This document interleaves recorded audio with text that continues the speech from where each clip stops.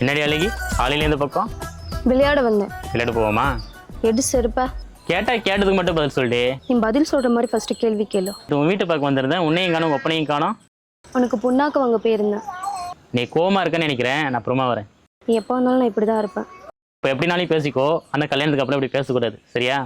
ஏய் மாடசாமி மகனே, ஒரு நாள் உனக்கு வச்சுக்கிறேன். ஒரு நாள் எதுக்கு, இன்னைக்கே வச்சுக்கோ. சி போடா.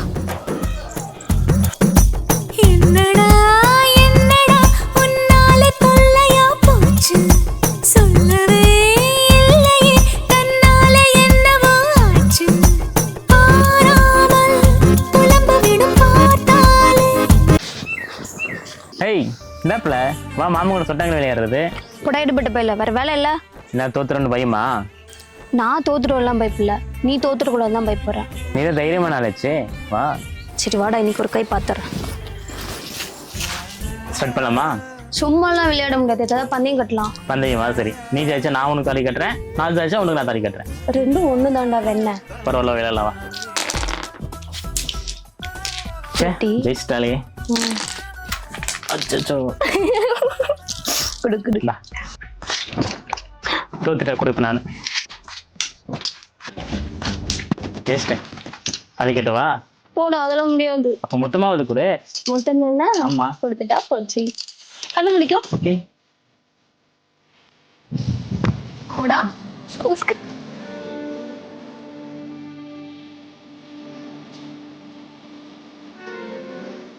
நீவே வாங்க, இங்க பாரு.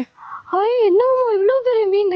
ஆமா, நல்லா அம்மியில மசாலா அரைச்சி புளியை கரைச்சி ஊத்தி சூடா சோறாக்கி மாமனுக்கு கொண்டு பார்க்கலாம்.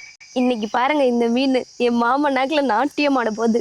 என்ன போனவள ஆளே காணும், ஒருவேளை குடும்பத்தோட சேர்ந்து கும்மி அடிக்கிறாங்களோ? மாமா வா வா வா, டக்குன்னு வா பார்க்கலாம். பெருசா குழி பறி மாமா. பறிக்கிறேன். என்னடி வெறும் குழம்பு மட்டும் ஊத்திட்டு இருக்க, மீன் எங்க? அதான் மாமா தேடிட்டு இருக்கேன். என்னடி வெறும் தலை மட்டும் வச்சிருக்க? வால் பீஸ் மாமா பாதி தான் இருக்கு.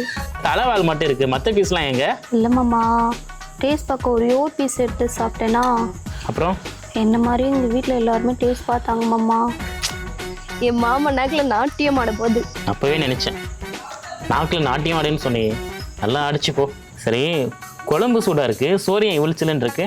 டேஸ்ட் பார்த்தோமா, வெறும் குழம்பு மட்டுமா ஊற்றி பார்ப்பாங்க, அதான். கொலை பசில இருந்தேன்டி, இப்படி கொலையில அடிச்சிட்டீங்கடி. மாமா நாளைக்கு நண்டு எடுத்துன்னு வர சொன்னீங்களே. உனக்கு நொட்டுவாங்க.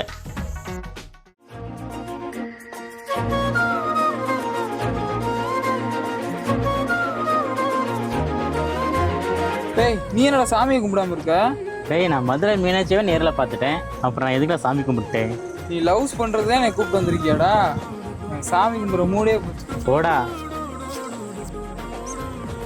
டேய் நான் சாமி கும்பிடாடி வந்தேன், வாடி போலாம்.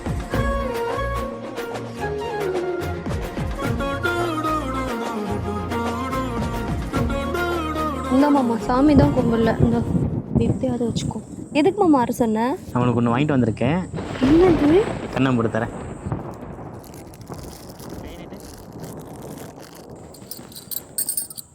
சாமி கிட்ட சொல்லி போட்ட உன்னை நெஞ்சில் வச்சுக்கிட்ட ஒத்தையானி நானும் பேசிக்கவே. எத்தனை நாளைக்கு தான் மாமா இந்த மாதிரி வலையில பொட்டுனே வாங்கி தர போறேன்? என் கழுத்துல தாலி கட்டி என்னை வீட்டுக்கு கூட்டு போமாமா. நானும் பார்த்துக்கவே முடியலன்னு கனவுக்குள்ள பார்த்துக்கிட்டோம். சாமி கிட்ட சொல்லி போட்ட உன்னை நெஞ்சில் வச்சுக்கிட்ட ஒத்தையானி நானும் பேசிக்கவே முடியலன்னு மனசுக்குள்ள பேசிக்கிட்டோம். சுத்தமானி நானும் பார்த்துக்கவே மாமா உன்கிட்ட நான் ஒன்று கேட்கட்டுமா? காசு பண்ணது தவிர என்ன நாளைக்கு கேளு. உன் காசு பண்ண எனக்கு எதுக்கு?